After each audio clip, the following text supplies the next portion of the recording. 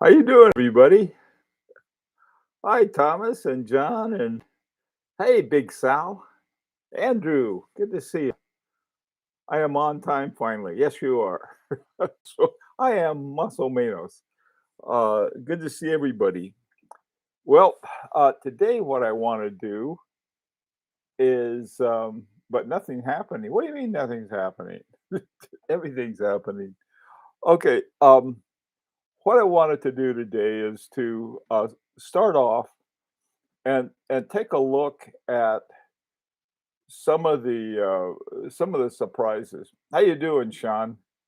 That were in the Grand Prix. Some that I thought, well, gee whiz, these guys should have been in a finalist, and other ones that were like, what? You know, it was sort of like, geez, what are these guys doing here? Anyway, so let's take a look at the ones who were in the finals and get some of your comments on it. Hang on a second. Let me open this up. There we go. Okay, and I'm going to. There we are. Okay. Some of the ones that people mentioned. Hi, Dominic. Hey, Tim. Um, Tim, it seems like you move around from one place to another. Um, anyhow, one of the watches that a lot of people had questions. Well, how did Chanel make it? And I think it was in men's complication. And the answer to that is that people still aren't doing what they should be doing. In other words, looking into who made the thing. Hi, Fikey. Um, that watch was actually came out a few years ago, and what they do in the Grand Prix is they sort of do some little different things to them and then put them out again. I think Tudor has they keep giving their Black Bay a new paint job and sticking it out there and keeps winning doing that. So it's a grand tradition. Um, hey, flippin' Zippo.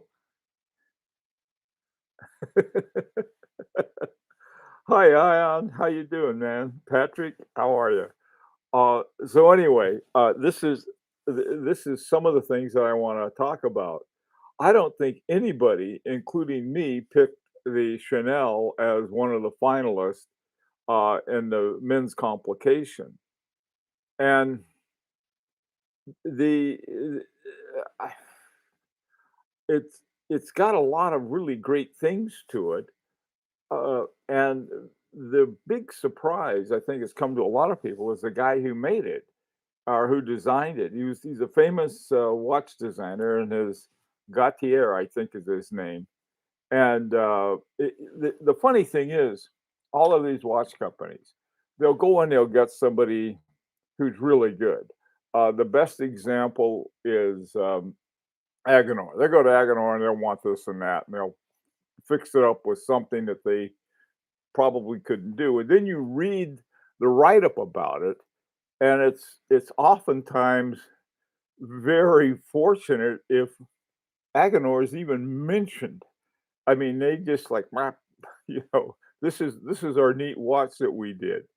And that's it's also true of Chanel. Now Chanel, more important people are learning that Chanel is a little more than chopped liver as far as horology is concerned. So it's called the Chanel one is the movement, and it's by Gautier, I think the guy's name is. Um, Another thing Chanel did is that they went in with a company called Kinesi, and they and Tudor of all people through Kinesi developed a movement together, and it's called the I think Chanel calls it the 12.1, something like that. And they're building a great big factory for it in Geneva for the Canisi that's owned by Tudor and and Chanel, and on land owned by Rolex. And so here you've got, because people say, they think of Coco Chanel or Chanel number 5 or some other female foo-foo that is made by luxury companies, and it's like turns out to be, a lot more than that. So I think that it's if you dive into it and really look into it, you do much better in finding out why they ended up. Now, on the other hand, you have someone like Moritz Grossman. I think they may have made the finals a few times, but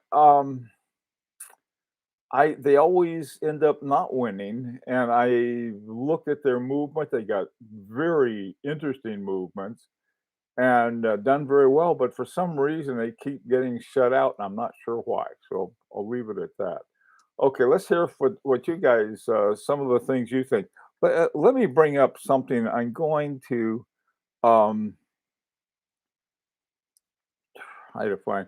Oh, I'll tell you one that surprised me in the men's group. Um, with my pick to win the category was Christian Loss.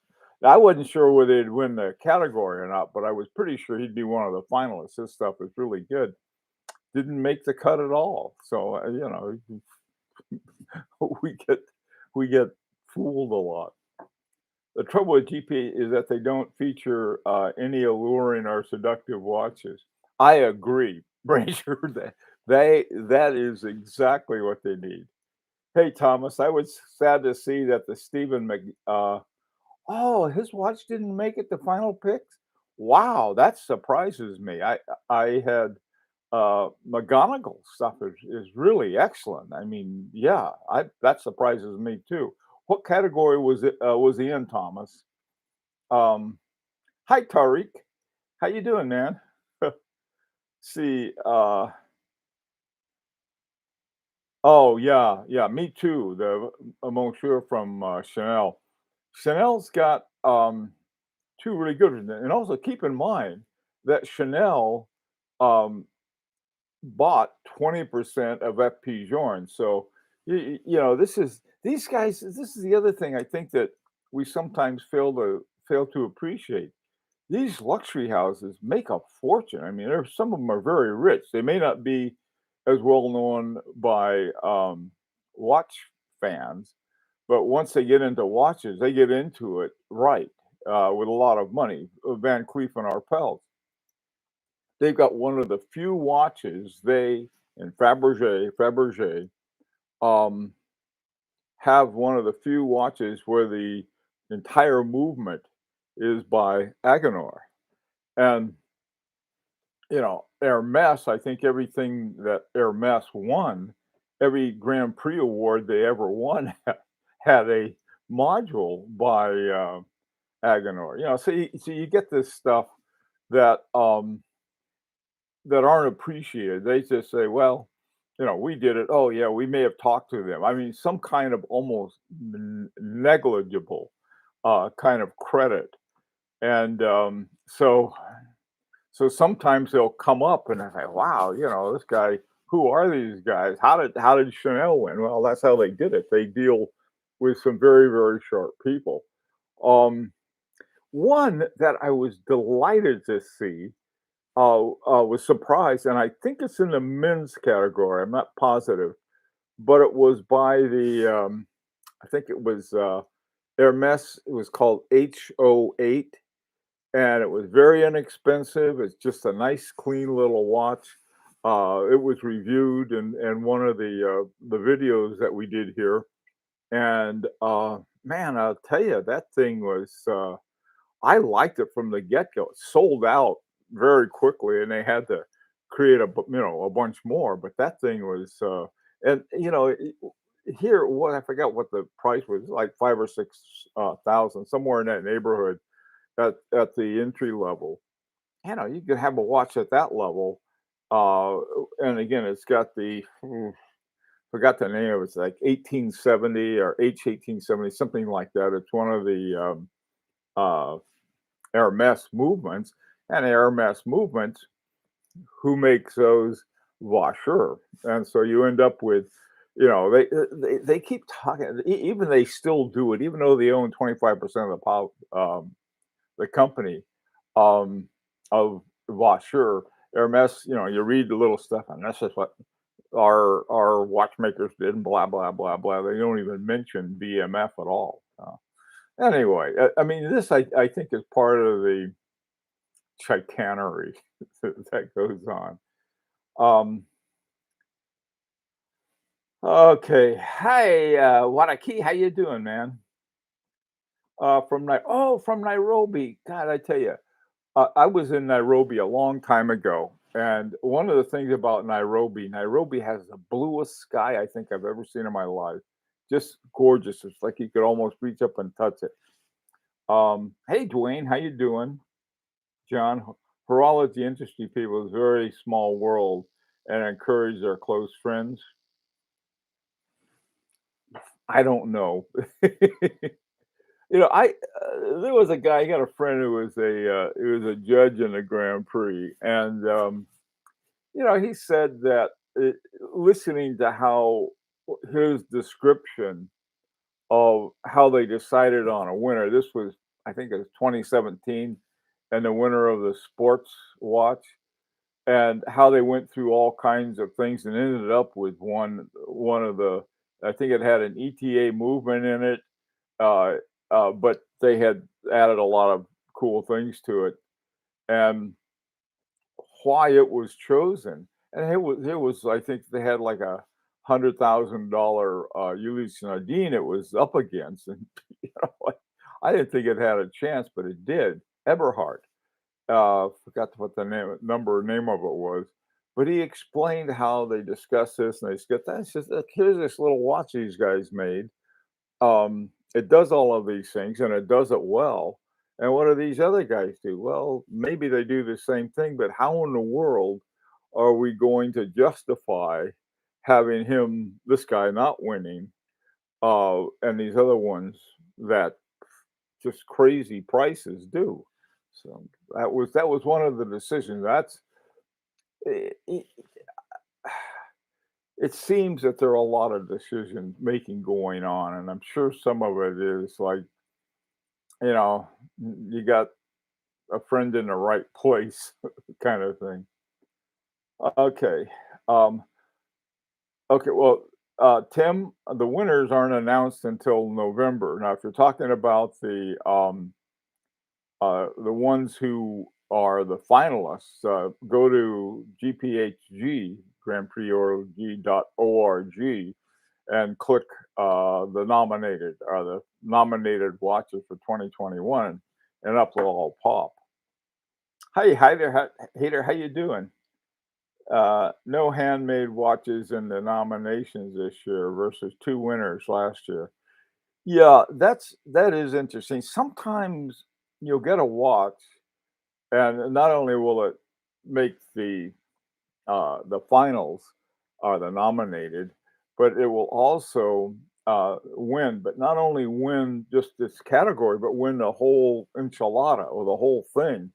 And this was the case with who was it? Hoyer, Tag Heuer.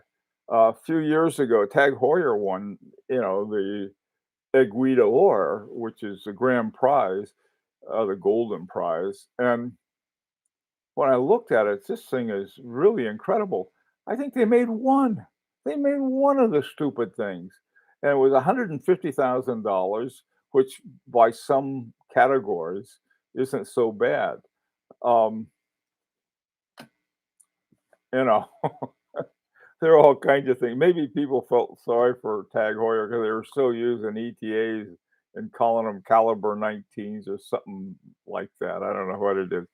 Um, the new from what I understand, the new head of Tag Heuer is Carol something something. She has one of those double last names. A few years ago, she won the Watchmaker of the Year, based mainly because of all of these fabulous calibers she developed at Cartier. And some of these calibers ended up in Val Fluier, which is the the movement maker for Richemont. So, it's sort of like it's sort of a fairly incestuous relationship. Let's take a look at some of the other ones that we had. The one in men's that was the most people liked, and most of the guys who were in the Grand Prix picks was MB&F. And MB&F didn't surprise me, and it wouldn't surprise me if they won either. Now, men's complication, again, it was MB&F as the main pick. Um, the men's complication, though, Chanel, I was surprised how many there were. I was one of them that picked Chanel, but I figured, yeah, not much of a chance. But I was I was happily wrong.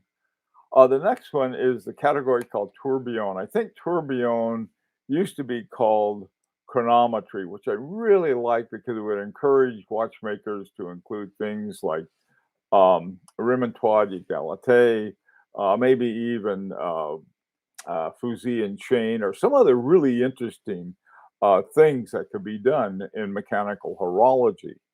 But all of them were making tourbillons for that. So I thought, well, let's call it the tourbillon category. Um, in the tourbillon category, the one I picked and the one most people picked was the De Bethune, and I think it is got a very, very, very good chance of winning. De Bethune has won a lot of other ones too. I don't know if that one is. Somebody mentioned that there are any handmade ones. Isn't De Bethune? I think it's pretty much handmade. Um, if I'm not mistaken, it could be. Um, yeah, I think so too. Hey, Richard, what's up? Woot and Lannon watch in the artistic category is very realistic engraving of the water, but I don't know why um, th- they chose such a bridge in Duluth, Minnesota. I don't either. It's- I tell you, Woot and Lannon has won several times in both the jewelry category and artistic crafts. He, for some reason, is very proud of his skills, his artistic skills with Cosime and all of these other different kinds of dial, guilloche, and so forth. And he's good at it too. But I'm a big fan of his movements more than anything else. Um, I'd like to see the HO8 win. Tell you the truth, in the men's. The thing about the men's, that's to me is like a to enter it is like a suicidal category, especially for somebody just getting started. Yeah, I tell you one, and I don't know whether it was entered or not, but it was really interesting. And this was one that somebody had at High Horology Lounge uh, by Laurent Ferrier, and it had something called the Asagi hands. And the Asagi hands is from a stabbing spear that was first developed by Shaka Zulu back in when Shaka Zulu decided to take over everything, and I think it was the southern part of Africa, and the sort of moved it from a, a ritual battles that they had into ones that people got stabbed and lost, to put it that way. But when I saw it, God, I tell you, it's a cool looking hand. It has sort of a short stem to it with sort of this large blade and fascinating looking hand. I thought, there's an interesting one. Hi, Macron. How you doing? Sorry for a different topic, but I'm considering buying Frank Mueller watch. Could you comment? Gee whiz. I don't know. Frank Mueller is one that I'm just not sure about. Here's what I would do if I were you, uh, Martin. Take a look at their movements. I think that Frank Mueller, there's a lot of them that are really good buys now that you can find. In fact, they have been for some while. I've seen them all over the place, trying to get rid of them on Touch of Modern. So Uh, there's some that I really like that are really cool, and they're unique looking watches. But I don't know if you have some decent horology or just hyperbole. Hard to say. Okay, Carrera 5 from Tag Heuer, good watch for the price. Yeah, there's some watches from Tag Heuer that I really like. And I think they had one entry in the iconic category. And the iconic category is, to me, the dumbest category that they have, even though I have a watch that's one of the finalists, the Vacheron Constantin American in 1921. It's funny. Um, they the ones and the kinds of prizes that Vacheron Constantin has been winning have been odd ones. I mean, they haven't been like men's complications or even tourbillons, even though they have some. They're very strange about where they enter, but they do, which is something. I think Patek Philippe and All Longa quit entering when they found out that they couldn't win them all. Same with FP Journe. FP Journe hasn't had entries in for years now, and while his watches are the only ones who won the Aiguille d'Or 3 times. Nobody's won it 3 times except F.P. Journe. But then when he lost one year, so he went home, took his watches and went home and pouted. He wasn't going to go back. Didn't think it's right. I got a feeling he may have had a point because I think, and the same thing with Alonga. Alonga was winning everything they entered, and then they quit winning, and they went home probably with the same thing. Well, the glass hood, and they're pouting right now because they had some fabulous things. But I think here's one of the things I think that goes on, and you can correct me if I'm wrong, and certainly you can disagree with me because I'm just speculating. I think the watches that are part of Richemont and some of these other big ones, they may have a major influence on what watches get entered into the Grand Prix and which ones don't. They may come up and they may say, "Hey guys, um, one of our other watches in this category is going to be entering. So why don't you hold back this year and give this other one a better chance?" I don't know whether that's true or not, but I wouldn't be surprised. I'm not saying that must be happening, but rather it it may be sort of like having sort of tag teams, something like that. Um, hey, tuna, good to see you. Obese tuna. Oh, man, what a name. Anyway, it's good to see you. Hi, Kaz. Yeah, it is 9/11. Yeah, we had, man, I tell you, it's as soon as I turned on TV this morning, every station had something about the attacks. At the time, I was a professor at the University of Hartford, and we had a lot of students from Fairfield County in Connecticut, where they have lots of people who work in the Twin Towers, commuters going back and forth. Our daughter was working in Manhattan at the time. It was awful. I'm glad that it's behind us. And man, I tell you though, that was that was something awful. Okay, Kaz, you were in New York that day. That's my next door neighbor was in New York that day too. He normally doesn't go to New York, but he was. So we had some of my students lost their parents. This one guy's father was in the Marriott Hotel, I think, which was across the street or nearby. They lost their car, but he was okay, which is great. Terrible, terrible thing. Um, man. So the iconic category just for watches already have been an established fan base. Hater, I think that's all it is. I mean, I have no idea what the my God, you were in a WTC, Kaz? Jesus, that is. Ugh, I'm glad you. That was such a bad thing. Okay, yeah, hater. To me, that's what it is. Is that here you have why have iconic? I mean, that's like having a participation prize. I just find it banal, for lack of a better term. Apparently, though, it's a fairly popular one among the more established. I mean, some guy who's really good comes along and says, "Hey, I got this new this and new that, and I'm using iconic stuff from Abraham Breguet and and all kinds of things like that."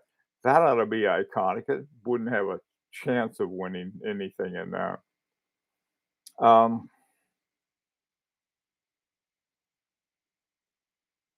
Oh man, Dominic, wow, you guys were Jesus. Oh man, Kaz, that still gives me the willies. Man, we were watching this stuff with our students whose parents were working there, and mm, that just was a freaky, freaky day.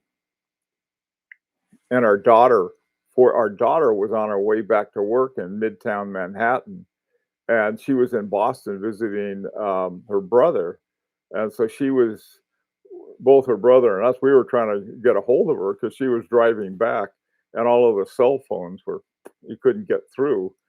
He finally got through and said, "Go to your folks' house in Bloomfield. Don't come back to Manhattan." And she did. So she was with us for quite a while after that because things were so screwed up. Oh no, that's okay, Kaz. It's I think it's a day we all have to remember, and it is sad, but it's God, it's awful. I mean, when I saw the number of there was huge number of people who still haven't been identified. Their families, you get some kind of closure for that. But anyway, okay. Well, yeah, I think it's when I was growing up, it was remember Pearl Harbor, and now it's remember 9/11. So there'll always be someday that something terrible is going to happen, and we got to remember. Unfortunately. I like to remember, my birthday and Christmas, so it's the happy days. Anyway, or a day that I got a new watch. Okay, guys, well, listen, we will wrap it up now. Be back at 4 o'clock if you wanna go on, with further look into this. I'll try to have more things, in terms of some of the watches that we have, but thank you all for coming, and, hope to see you next time. Take care.